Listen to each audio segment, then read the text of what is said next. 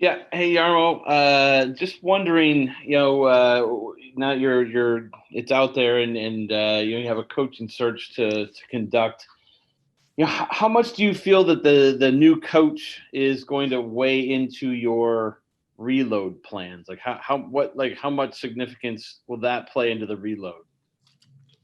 Well, obviously, head coaching position is one of the most important positions in the whole organization, and I've said that always. So it's going to be very important to find the right coach. And but as far as the players, how we select and draft and the trades, I mean that's something that I always work with together with the coach when the time comes and when he's here. But we're going to go about our business upstairs just like we always do, and go through the coaching search and selection process and go from there.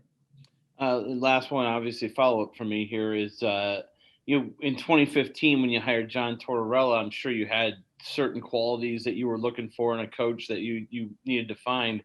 What are some of those qualities as you look at this job now that you're hoping to find in the next coach? Well, it's a little different when you make a coaching change in the middle of the year, like we did that time when we brought in John Tortorella. But obviously, he's very experienced. He was experienced back then. He's even more experienced now, and he's the winningest U.S. coach, U.S. born coach for a reason. So, um, similar qualities that he brought here: leadership and strong values, and we've talked about the culture. He was a he was a guy that kept it in order, and that's what we want to continue. Next, we'll go to Aaron Portzline. Go ahead, Porty. Thanks, Todd. Good morning, Yarmo. Morning. What can you say about this point about the futures, the fates of assistant coaches Brad Larson and Brad Shaw? Will they get interviews to replace Tortorella? And what have you told the rest of the coaching staff, the support staff, Kenny McCudden and Jared Bowl? We're going to go through our year-end meetings with them and evaluate and get more information, and then we'll get into those decisions later. So Larson and Shaw have not been promised interviews for the head job? We haven't met with them yet, no. Okay. And Tortorella, when he spoke about his reason for departing, he sort of pushed back against the idea of a shelf life. I mean, it had been 6 years, and mentioned that being the right fit was more his issue. What has changed with your philosophy, with the way you're building this team, that makes him not a fit any longer?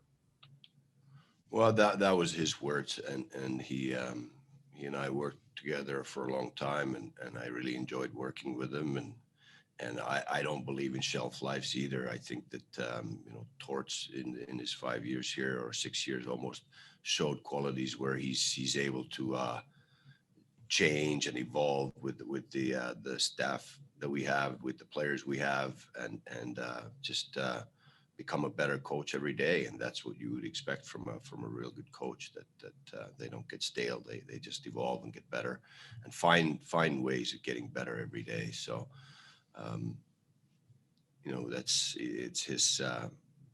his words, the right fit. So I'm not going to get into that.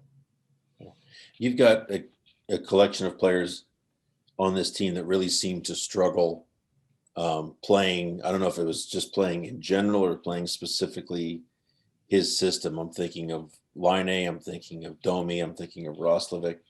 There are others.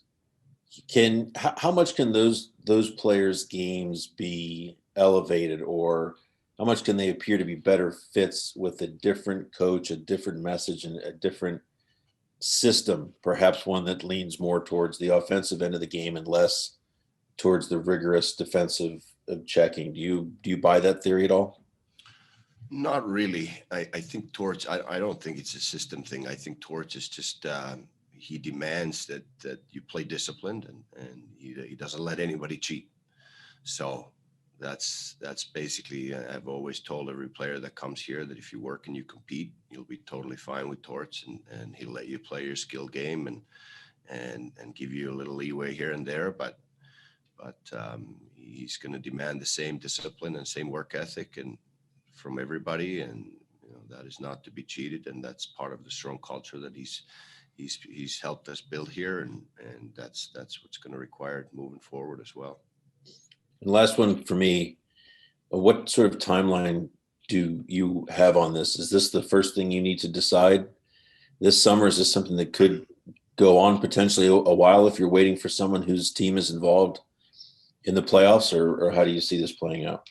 Well, I think we're going to take our time. The league's still playing. There's still some regular season games left, and other organizations are going to make their decisions at the end of regular season, maybe even after first round of playoffs, and we're going to make sure that we do our due diligence with all the candidates that we think are worthy of consideration and could be a good fit with us. So we're not in a hurry. We got some ideas already and people we're going to consider, but we're going to take our time. Thank you. Next, we'll go to Ryan Kennedy. Go ahead, Ryan. Thanks. Jarmo, offense was a bit of a problem this year. You guys were near the bottom of the league. How far away do you think you are from getting more goal scoring into the lineup? Do you feel like you have a lot of work to do in that category, or do you feel like you have some pieces that may help out next year already? Oh, I think we got some proven goal scorers here that maybe have underachieved this year. I think they're going to bounce back. This is such a weird year that I don't want to get into over analyzing it or over evaluating it, because it has been a strange year, and I think every single person that has been in our bubble here has struggled one way or another through these 4 months here, and the way the team was going at the end certainly didn't help that. But we have some players with proven history that can score goals. We've always been a disciplined team defensively. We weren't that this year, so we're going to get back to basics and get back to playing the right way. And just a quick follow-up. Do you feel like you have strength down the middle right now to compete with some of the other teams in your division, assuming the divisions go back to normal next year? No, I think we've talked about that before, that I think we need to strengthen that. We can strengthen that by getting better at it with the young players that we have. I think Alexander Texier, for example, took some big steps of being able to play center iceman full time this year, which he did, and that's encouraging to see. And Max Domi got back to playing center towards the end here, and Jack Roslovic had a pretty productive year actually offensively. I think he needs to sharpen his game on the defensive side of the puck, the face-offs and the D-zone coverage and all those things. But again, he played full-time center ice first time in his career in the NHL. He played that in the American League. He played that in junior and college, but first time in the NHL. So he's going to be a lot more experienced next year, and hopefully we'll still get the same offense as he was providing us this year, but we'll see a better two-way center. Thank you. Next, we'll go to Brian Hedger. Go ahead, Hedge. Yeah. Hey, Jarmo, I was looking down the line here to this summer, and I think you've touched on this a little bit before, but the expansion draft. Do you feel pretty prepared for the expansion draft this time around? Yeah, we've been looking at that for a year now, knowing what we have to expose, what we have to protect, and what we can protect. And I think we're in good shape this time. A lot better timing for us than it was with Vegas coming into the league. So we'll have all the ingredients needed to be in good shape. As I said, you need some players to be exposed so that you meet the criteria, the rules, and then you can protect a certain amount of players, and we can protect all our core players that we want to protect. So that's a good thing. Yeah, and then later this summer, obviously free agency, when that opens, you'll be able to negotiate right away with Seth and Zach, I believe, and others.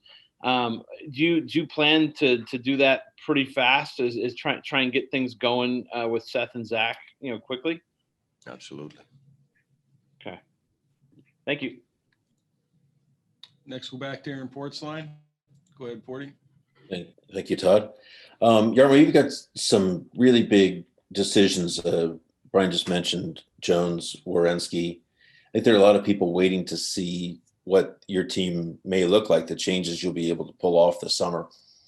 Do you think coaches will, especially big name veteran coaches, will want to wait and see what you're able to do as well? In other words, is that another advantage of perhaps waiting until you get deep into the summer, a chance for you to make some significant moves and show people where this can get to in the span of a year? Well, we'll see when we get to that. I don't think that we'll be able to wait until free agency to get a new coach here. I think that decision will come sooner, and I think that experienced coaches would agree with us that we have a lot of good pieces here, and this year was obviously disappointing, but we made the playoffs 4 years in a row, and many of those core players are still here and still in the prime of their career. We have strong goaltending. We have one of the best deep pairings in the league, and some talented young players. So we're going to keep growing here, and I think we'll find a coach who wants to be part of it.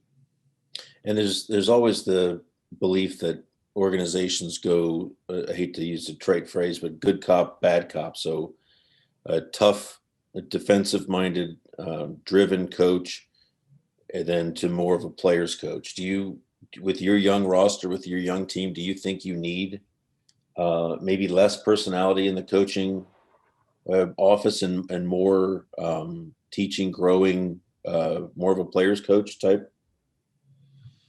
Well, I don't know. I mean, I think it's important the coach sets a standard. I think that's why Torts was so good. He sets the standard every day of how we work here and what we do and how we go about our business. And I think that's really important, how you go about it. There are different personalities, but I think the strong values and the standard, that's the key to the selection process that we have here, because that's the only way you'll get better. And there are different ways of delivering that message, and some do it with a little bit louder voice, and some do it a little bit softer. And there's always players that don't respond as well to the loud voice, but respond better to the softer voice, and vice versa. And so I don't think that you can ever find a coach that will please every player the same way or the group the same way. I think the coach has to be the leader of the group and set the standard and show us the way and keep the strong values there every day. And that's, like I've said this now a few times, but that was the biggest thing that I liked about John Tortorella, that he wouldn't allow you to cheat, and he wouldn't compromise the standard ever, not for a minute, not for a second, and not any day of the week. Next, go to Jeff Svoboda. Go ahead, Jeff.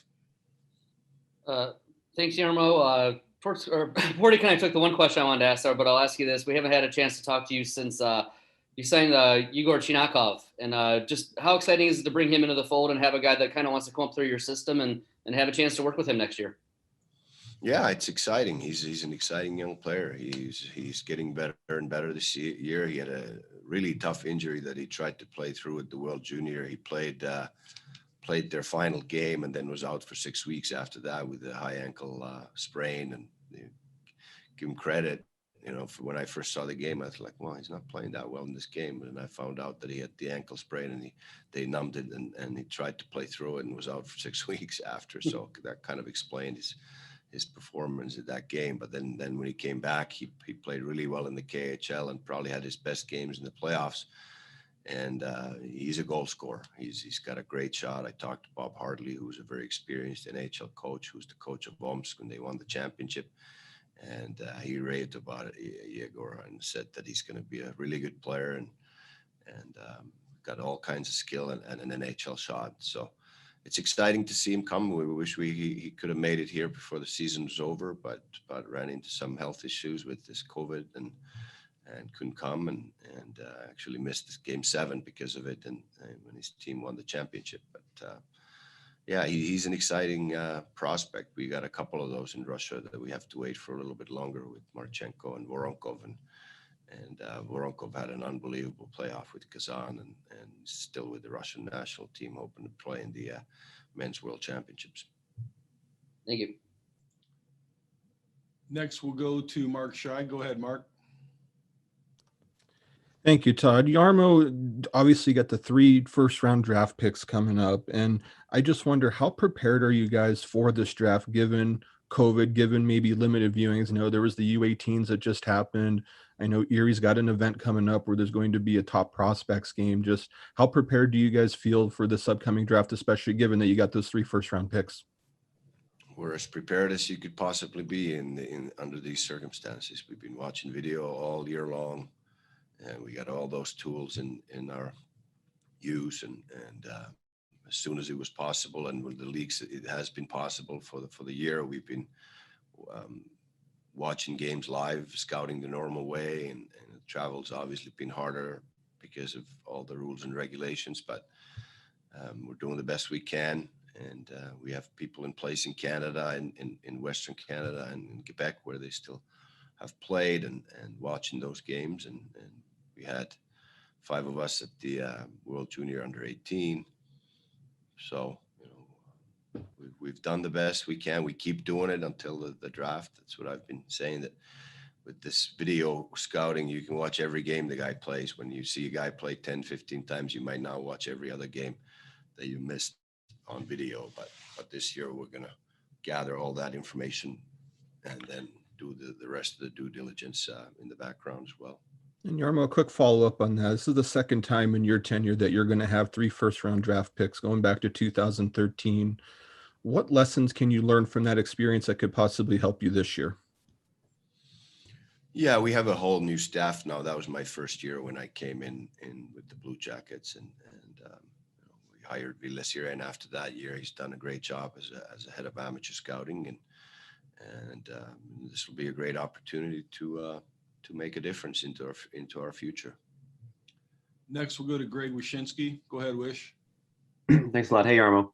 I wanted to go back to something you mentioned before about trying to evaluate players on your roster in a weird year like this. I've talked to some of your colleagues around the league, and I keep hearing the same thing about, some younger players in particular who might not have had great seasons compared to what they've done in the past.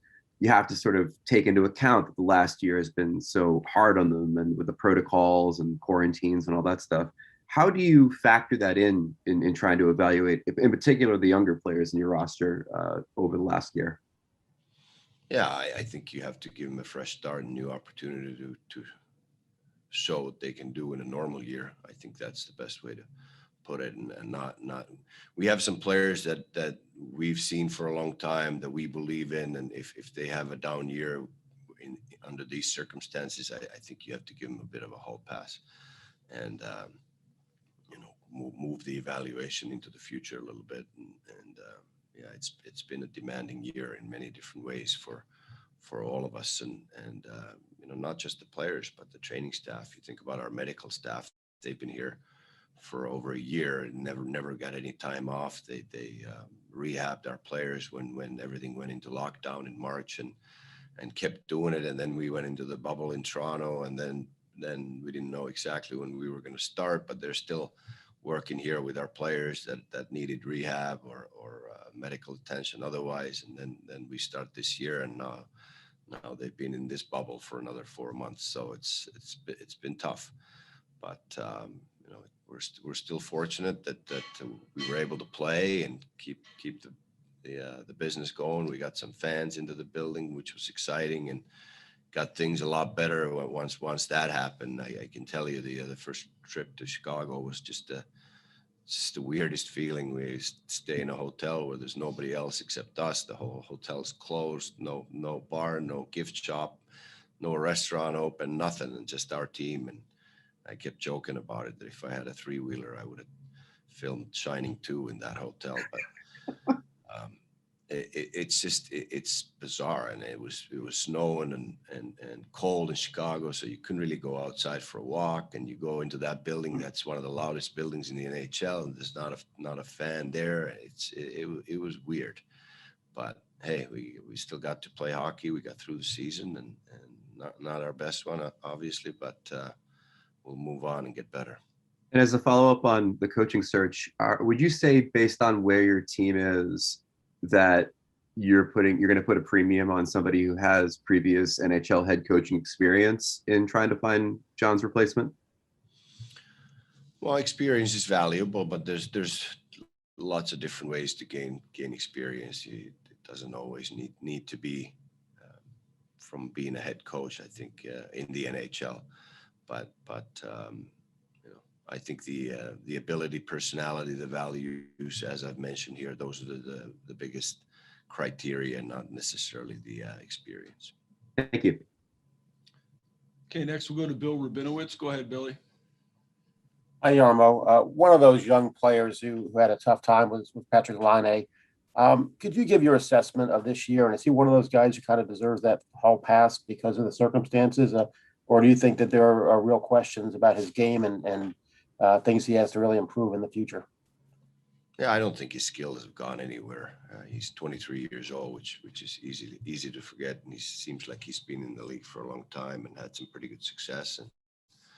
And this year didn't go the way he wanted, and he's going to have to reassess here in the summertime, get back into training and getting ready for next season to get back on the level that he's expected to be on. And I'm pretty sure that nobody's more disappointed in Patrick Laine this year than Patrick himself. So yeah, that's probably an example of a young player that struggled this year and for various reasons. And how committed are you to having him be one of the centerpieces on this team? Well, we got him in a big trade. We got his rights for 2 more years, so that should be,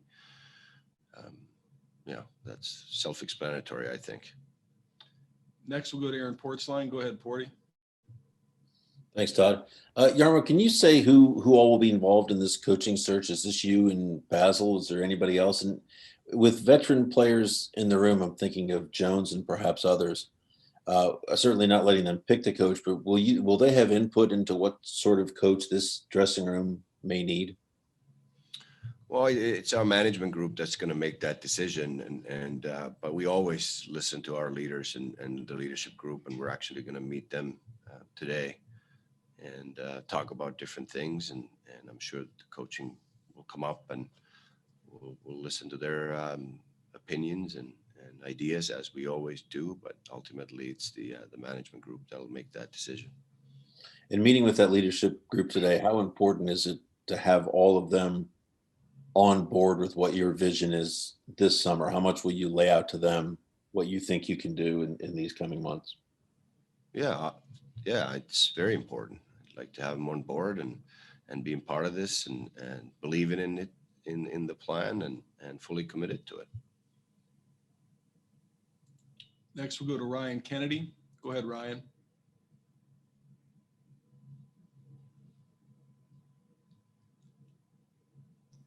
Nope. Sorry, Ryan, I didn't go have ahead. anything there. Oh, no, sorry, I forgot to put it down. Okay, we'll go to Brian Hedger. Go ahead, Hedge. Hey, Yarmo, I just had a quick one here. Everyone just kind of looks at your roster, I think, and assumes that one of the goalies is going to have to get traded this off season. Where are you with your goaltending situation? You do have quite a lot of depth, it appears, with Matisse and all these other guys as well. Tarasov coming over. Where do you guys stand going into the off season with the goaltenders, and what kind of stuff do you anticipate there? Well, both of our goalies are going into the last year of their contract, and then they'll become UFAs. So there's some decisions that we have to make. I was very pleased with how Matisse played the last couple of games here. We've always believed that he can be an NHL goalie, and then we got Daniil Tarasov here now, who we think is an excellent prospect, 6'6" goaltender, who's got all kinds of athletic ability and he's got similar work ethic to Sergei Bobrovsky. So we're very excited about that position. I think that it's a strength of ours, and it'll give us some good options. When you got two guys like Jonas and Elvis, who both at separate times have proven that they have number one talent. How hard would it be to part with a guy like that, either whether it's one or the other? It's always hard when you have to make those decisions, but that's the nature of the business. Thank you. Okay, I think last one for Jarmo. We'll go to Ville Toro. Terve Jarmo. Teidän kausi oli lopulta aikamoinen romahdus muutamasta aiemmasta, niin minkälaisena yllätyksenä sulle tuli ja ootko sä päässyt miten hyvin kiinni syihin, mistä se johtuu? Ei se mikään romahdus ollut se, että miten meillä meni tuon trade deadlinein jälkeen, niin se nyt on ilman muuta selvää, että kun pelataan divisioonassa, jossa on vain 8 joukkuetta ja periaatteessa 6 niistä tai 7 niistä oli vielä mahdollista päästä playoffeihin, niin jälki on rumaa trade deadlinein jälkeen. Se oli ihan selvä asia, me tiedettiin se ja puolet joukkueesta lähti joko tradein myötä tai loukkaantumisen myötä siinä kohtaa kesälomalle, niin se oli aika selkeä, mitä siinä tulee tapahtumaan, mutta tämä on ollut aika vaikea vuosi kaikkineen, ei pelkästään jäällä, vaan jää ulkopuolella koko tämä protokolla ja kaikki, mitä tähän liittyy. Että niin kuin mä olen sanonut tässä tämän puhelun aikana, niin ei lähdetä turhaan ylianalysoimaan tätä, vaan ruvetaan rakentamaan ensi vuotta ja palataan omalle tasolle. Kysyn vielä tuosta Laineesta sen verran, että tuossa jo sivusitkin sitä, mutta hänellä ei oikein homma lähtenyt missään vaiheessa kulkeen niillä totutulla tasolla, niin mistä sä näet, että se johtuu ja kuinka luottavainen sä oot, että Laine palaa ensi kaudella huipputasolla?